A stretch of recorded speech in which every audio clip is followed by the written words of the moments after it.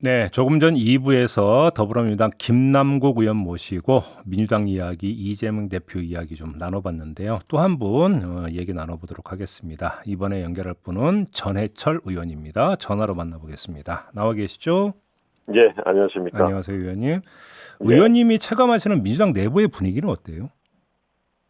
일단 걱정과 우려가 많습니다. 무엇보다도 윤석열 정부 현재 일방 통행식으로 국정 운영하고 있지 않습니까? 네네. 강제동원 문제라든지 인사 참사, 음, 또 사정 정국도 무리하게 조성하고 있고요. 음흠, 무엇보다도 경제 전반의 침체, 고물가 등이 있는데도 불구하고 제대로 된 정책을 보이지는 못하고 음, 야당과 대화, 협치를 전혀 하지 않으니까 이런 음, 부분에 대해서 이제 걱정, 우려 많이 하고요. 음, 물론 그 과정에서 민주당 역시도 좀 더 정책적 대안을 제시하고 음. 민생을 챙기는 것이 실질적이고 또 국민들이 체감할 수 있게 해야 되는데 그런 부분에 대해서 충분하게 잘하고 있냐라는 부분에 민주당 의원들 만나면 많은 걱정도 하고 좀 더 잘해야지라는 이야기를 하고 있습니다.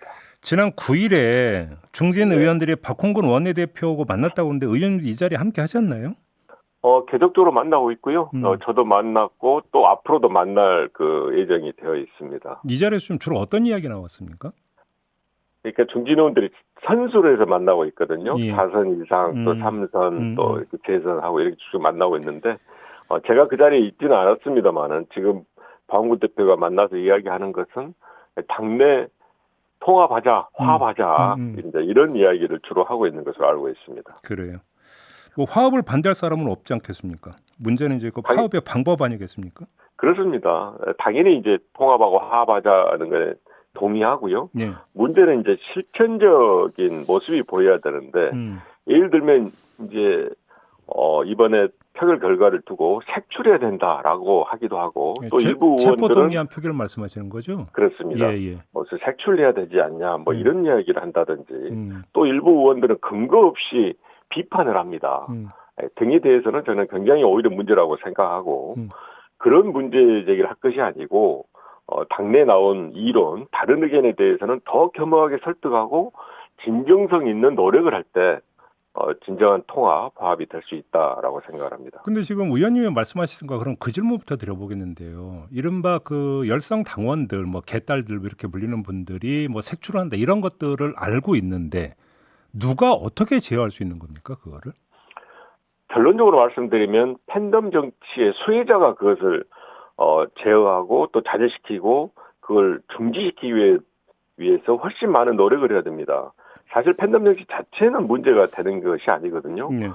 정치적인 자기의 지지 또 정치적인 의견을 피력하는 것은 어떻게 보면 민주정치에서 필요한 것인데 음, 지금의 팬덤 정치는 지지자에 대한 것이 아니라 반대하는 상대방에 대해서 극단의 방식과 내용으로 공격합니다. 음, 얼마 전에 보면 수박 칠적이라 그래서 문재인 전 대통령까지 포함한 명단을 공유하고 있는데 음, 이런 현실은 정말 심각하다고 생각하거든요. 음. 사실 뭐 저도 많이 당하고 있습니다만은 네. 문자 또 거기에 따른 전화, 직접 뭐 전화도 하고 음, 이런 부분이 이제 온라인상에 하고 있을 뿐만 아니라 근래는 오프라인상에도 뭐 사무실을 예, 예. 찾아간다든지 어떤 그 회의석상에서 이야기를 음. 한다든지 등을 하고 있어서 저는 정도가 기준을 벗어나고 있다라는 거에 대해서는 정말 심각하게 생각을 하고요. 그러면 거듭 말씀 의원님 지적 말씀에 따르면 예를 들어서 문재인 정부 초기에 이른바 문판이 뭐니 해서 친문 당원들의 이제 활동도 이제 상당히 논란이 된 적이 있었는데 문재인 대통령이 그걸 양념으로 평가한 적이 있지 않습니까? 그거하고 비교를 당연히 하면 그럼 어떻게 판단을 해야 되는 걸까요?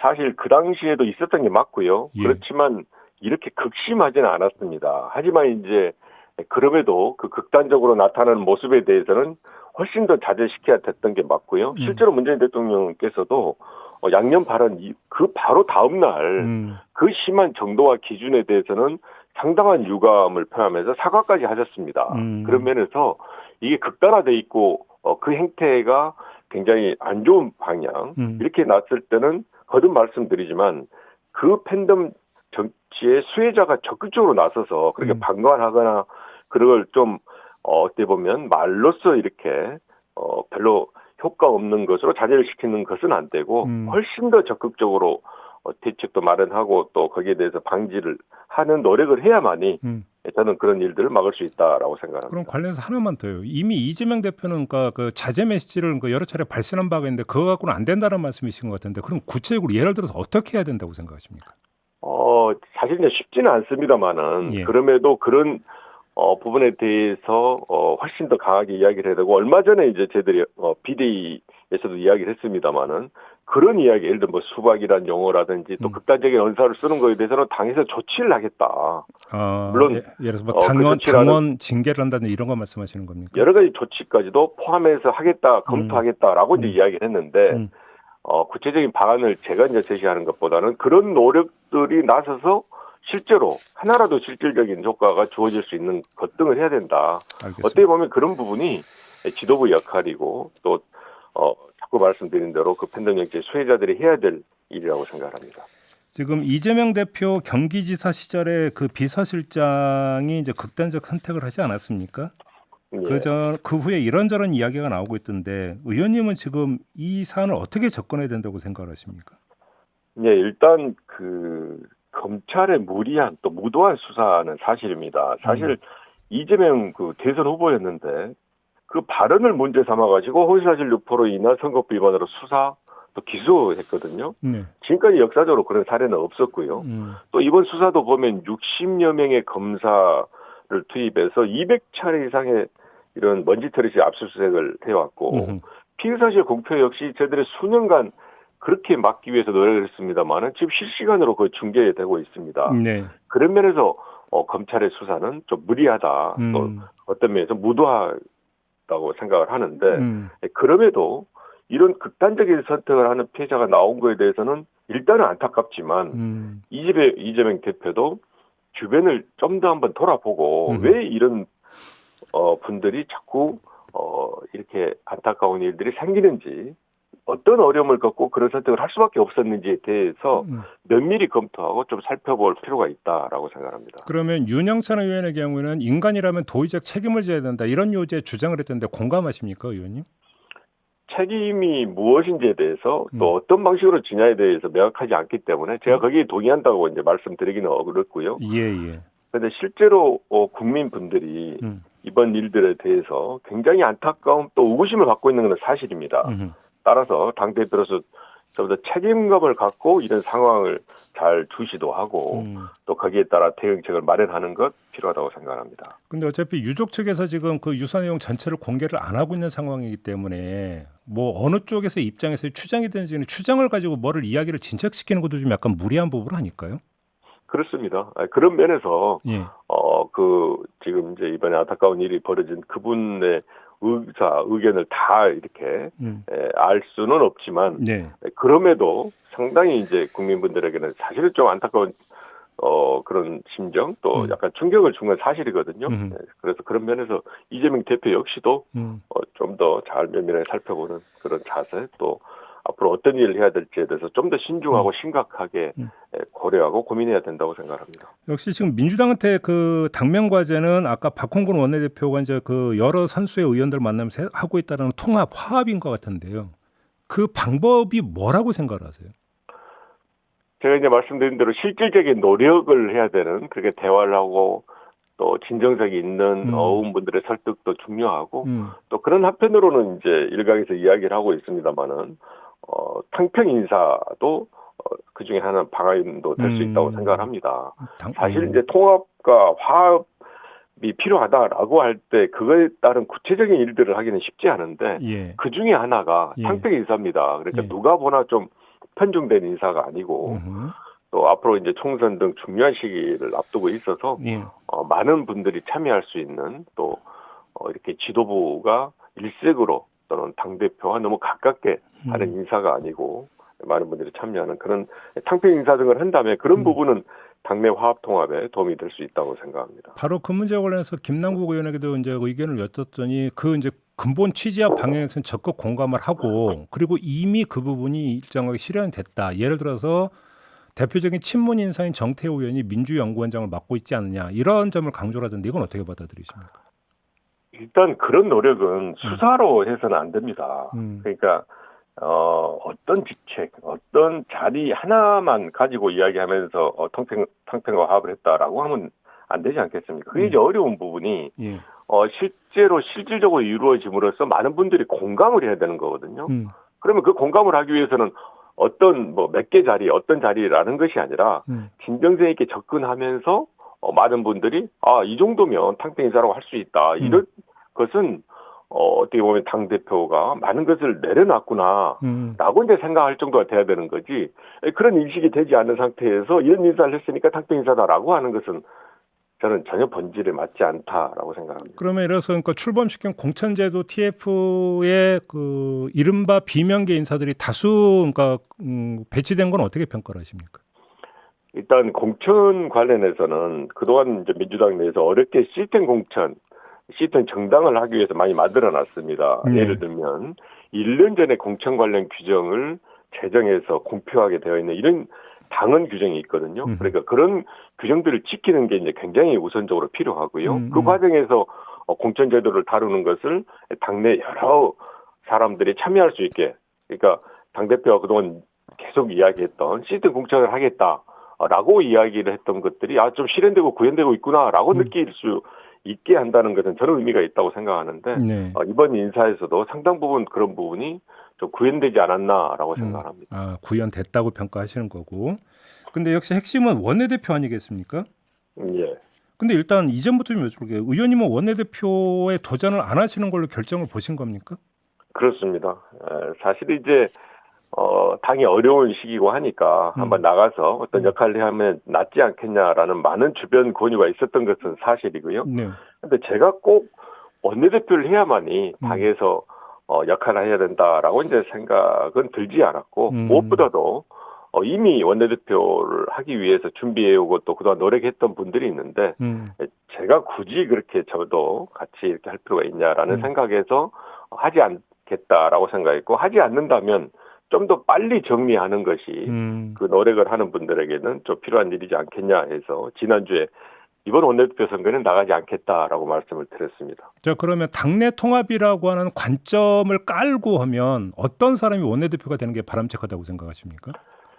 일단은 당연히 중요한 게 원내대표로서는 소통입니다. 예, 그러니까 예. 의원분들의 생각을 잘 이렇게 모아서 이야기를 해야 되고 또 그 의견들을 모으는 과정의 노력을 절대 소홀히 해서는 안 되고요.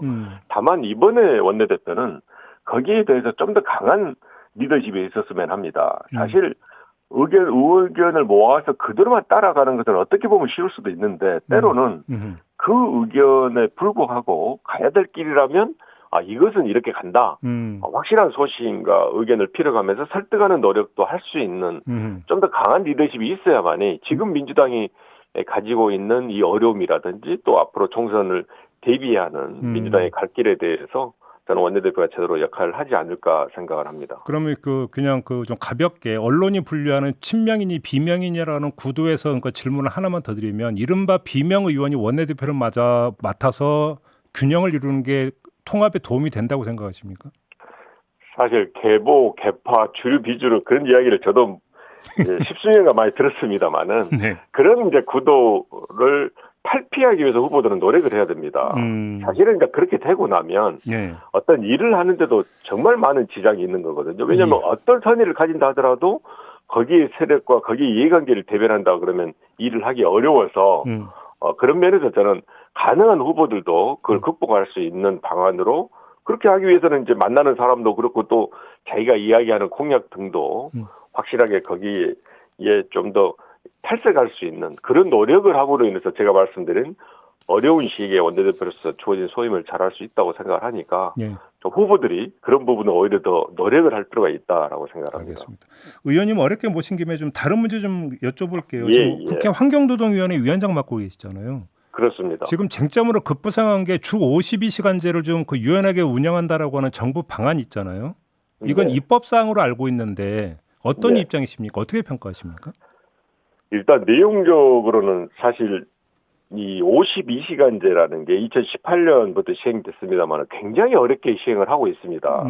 흔히 이제 저녁이 있는 삶 이렇게 저희들이 구호로 이야기하고 있지 않습니까? 예. 현재도 보면 우리나라 평균 근로시간이 약 1915시간 정도로 해서 OECD 국가 중에 한 높은 수로 5번째입니다. 아직도 대한민국의 노동 시간은 많고요. 그런 면에서 어렵게 했던 그 52시간의 근간을 흔드는 것은 안 된다 이제 생각을 하고 네. 또 하나는 절차적으로 이번에 정부가 발표한 개편 방안을 보면 지난해 말에 미래노동시장 연구회라고 네. 여기에서 했던 공고안을 거의 그대로 이야기를 하고 있습니다. 네. 그런데 당시 미래노동시장 연구회에 대해서는 이 연구회가 어떤 안을 만드는 것은 중요하지만 노동계 등의 의견 수렴이 전혀 없다. 그리고 일방적으로 돼 있고 사실은 그 논의와 토론 과정 역시도 공개되지 않고 있다라는 문제 제기를 했는데 거기에서 나온 안을 그대로 하고 있다는 데 대해서 저들은 문제가 있고 또 기본적으로 이러한 근로조건과 관련되는 것 또 근로기준법에 대해서는 당연히 사용자뿐만이 아니고 노동계하고 대화를 해야 되는데 그런 노동계하고 대화가 전혀 되어 있지 않고요. 네. 그런 대화를 하라고 만들어놨던 경사위죠. 경제사회 노동위원회 도 근래 보니까 모든 연구회 자문단 같은 것들이 철저하게 노동계가 배제되어 있어서 네. 절차적으로 이와 같이 노동계를 배제하고 또 일방적으로 된 것은 문제라고 생각해서 저희들로서는 이제 당연히 근로기준법 개정안이 국회에 제출되면 잘 실질적으로 논의를 해야 되겠습니다만은 내용적으로 절차적으로 문제가 있었던 정부의 이런 자세는 좀 더 시정이 돼서 지금부터라도 정부는 좀 더 진지하고 실질적으로 노동계 또 알겠습니다. 야당하고 대화를 하기 위한 노력을 해야 된다라고 생각합니다. 알겠습니다. 자, 말씀 여기까지 듣겠습니다. 고맙습니다. 예, 감사합니다. 네, 전해철 더불어민주당 의원이었습니다.